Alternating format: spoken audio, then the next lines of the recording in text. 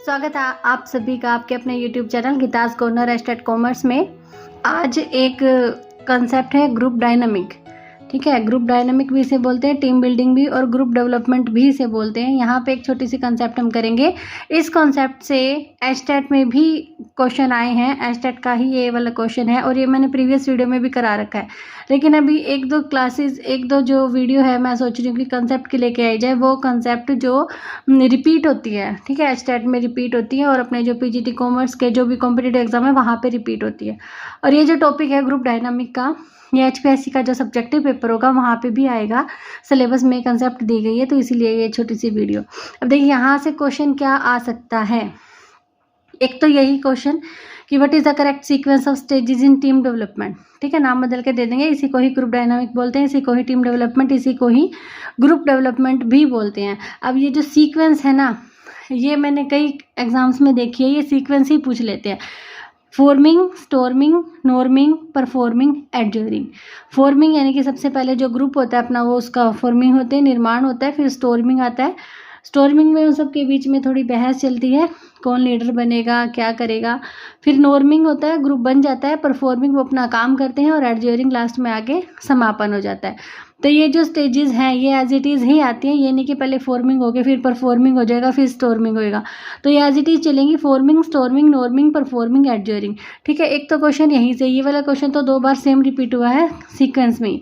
तो अब इसके क्रिएटर कौन है, ग्रुप डायनामिक के, टीम डेवलपमेंट के, ग्रुप डेवलपमेंट जो है इसके क्रिएटर कौन है? ब्रूस टकमैन क्रिएटर हैं और इन्होंने ये धारणा दी है 1965 में। तो ये इंपॉर्टेंट हो जाता है, बिल्कुल ये आ सकता है कि ग्रुप डायनामिक जो है, ग्रुप डेवलपमेंट जो है, इसके जो क्रिएटर कौन है? ब्रूस टकमैन है और इन्होंने ये कॉन्सेप्ट कब दी? 1965 में दी। इट इज़ ऑल्सो कॉल्ड, ठीक है, नाम तो याद रखना ही है, टीम बिल्डिंग, ग्रुप डेवलपमेंट और ग्रुप डायनामिक। इस कॉन्सेप्ट के साथ बहुत सारी ऐसी कॉन्सेप्ट हैं जो रिपीट होती हैं, तो कोशिश रहे कि वो सारी कॉन्सेप्ट करवाई जाए। देखिए, सबसे पहले फॉर्मिंग स्टेज। अब ये क्यों ऐसे ये एक्सप्लेन में करना जरूरी क्यों हो जाता है? अब इसके अंदर से ही क्वेश्चंस आते हैं। ठीक है, कैसे, एक बार पढ़ेंगे फिर पता लगेगा। फॉर्मिंग में क्या हो रहा है? फॉर्मिंग निर्माण हो रहा है अभी सिर्फ ग्रुप का। Group is initially coming together. और अभी एचपीएससी में भी मैच मेकिंग में क्वेश्चन आया था, हाँ याद आया, अभी मैं दिखा भी दूंगी कौन सा क्वेश्चन था वो। देखिए, फॉर्मिंग में group is initially coming together, यहाँ पे ग्रुप जो है ना वो आपस में, ग्रुप के जो लोग हैं इकट्ठे होते हैं। Period is characterized by shyness and uncertainty among members.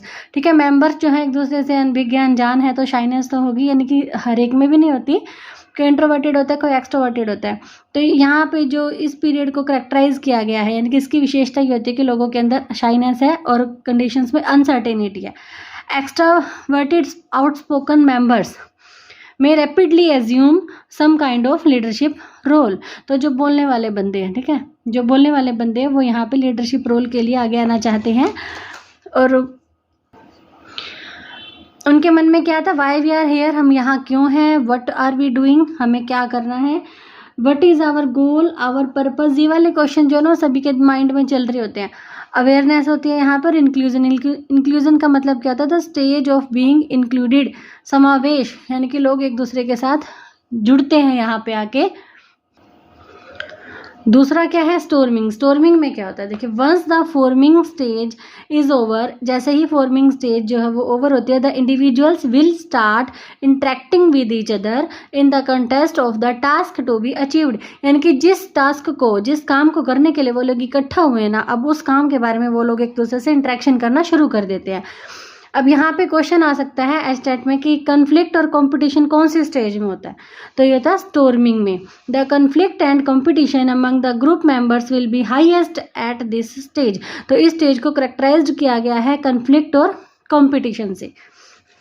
The issue related to, अब उनके बीच में फिर ये जो कन्फ्लिक्ट होता है, संघर्ष होता है, लड़ाई झगड़ा तनाव का जो माहौल है, वो कौन कौन से टॉपिक पे हो सकता है? The issue related to the leadership, responsibility, strategy, rules, authority, evaluation, reward system etcetera arises at the storming stage. तो ये सारी चीज़ें यहाँ पे आ सकती हैं कि भाई लीडर कौन होगा, रिस्पॉन्सिबिलिटी किसकी कम किसकी ज़्यादा, स्ट्रैटेजी क्या होगी, रणनीति क्या होगी, रूल्स नियम कौन से लगेंगे, अथॉरिटी किसकी है, इवेल्युएशन कैसे होगा और रिवार्ड सिस्टम क्या होगा।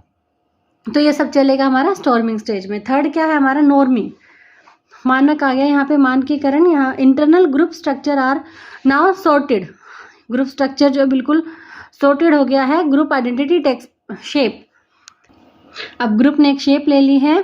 Formation of implicit and explicit group norms, यानी कि जो ग्रुप के मानक हैं, जो निहित और स्पष्ट, यानी कि निहित और स्पष्ट ग्रुप के जो मानक हैं, जो नॉर्म्स है, वो यहाँ पे अब उनका निर्माण हो जाता है। Norms created structure, what do we stand for, यानी कि जो मानक है वो किस बारे में होता है कि हम यहाँ पे क्यों हैं। सभी के अब दिमाग में ये होता है कि हम यहाँ पे क्यों हैं, हम इकट्ठे क्यों हुए हैं। यानी कि कोऑपरेशन, कोऑपरेशन अब आ जाता है कि कोऑपरेशन जो है वो कौन सी स्टेजेस की कैरेक्टरिस्टिक्स है। तो इस स्टेज को करेक्टराइज किया जाएगा कोऑपरेशन से, यानी कि यहाँ पे लोगों के बीच में सहयोग की उम्मीद की जाती है, सहयोग होता है वहाँ पे। Group can readily slip back into storming stage, यानी कि अगर लोगों के बीच में कोऑपरेशन नहीं होता तो फिर दोबारा से ये ग्रुप जो है वो स्टॉर्मिंग स्टेज में पहुंच जाएगा। कि HPSC में हिंदी वालों को हिंदी में ही लिखना है और इंग्लिश वालों को इंग्लिश में। तो ये जो इंग्लिश में है ये इसके नोट्स तो दे भी रखे हैं टेलीग्राम चैनल पे। जो हिंदी वाले एक बार कंसेप्ट को समझ लीजिए, अपनी लैंग्वेज में लिख सकते हैं वहाँ पे। ये परफॉर्मिंग आ जाएगा नंबर 4 पे। परफॉर्मिंग क्या होता है? At this stage synergy gets created between the team members, लोगों के बीच, टीम मेंबर्स के बीच में तालमेल जो है वो बन जाता है यहाँ पे। When everyone works towards the accomplishment of a goal, क्योंकि हर एक बंदा, टीम का हर एक बंदा उस गोल को अचीव करने के लिए काम में लगा हुआ होता है। This stage is characterized by flexibility and interdependence.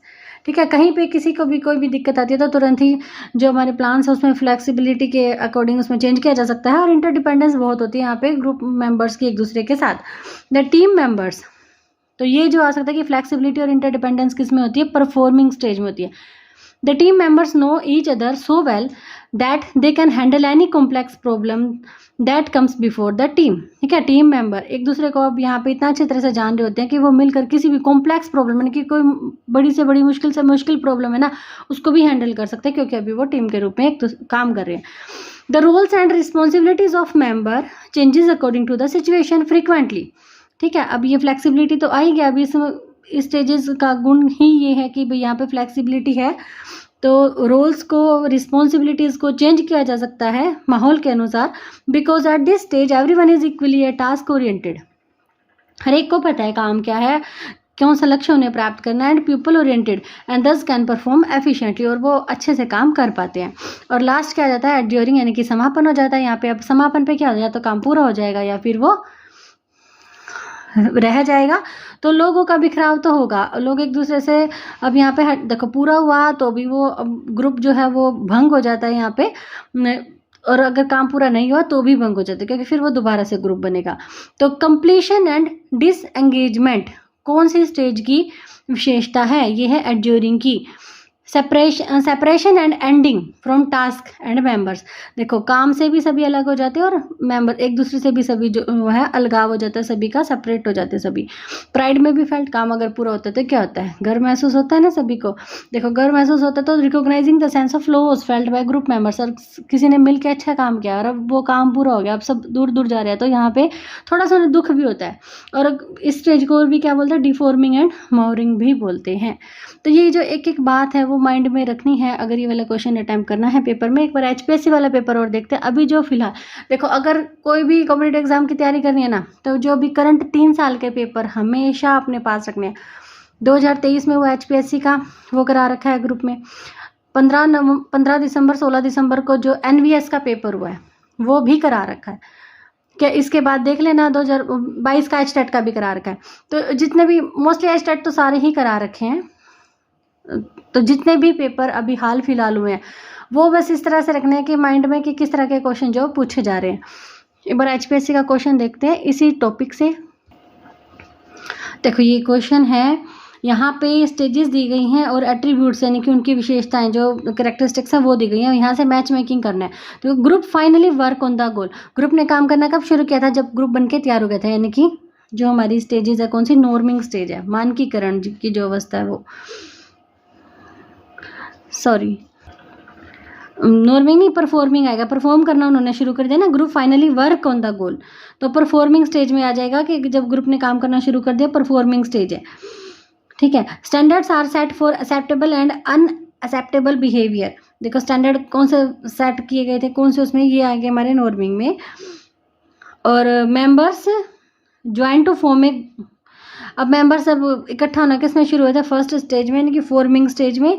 And purpose of forming the group is determined, purpose कहाँ पे यहाँ पे डिसाइड होता है, डिटरमाइंड होता है, कौन से में आ जाएगी, स्टॉर्मिंग में आ जाएगा। तो इस तरह से आ सकते हैं क्वेश्चन, तो अपना अच्छे से कंसेप्ट जो क्लियर होना चाहिए।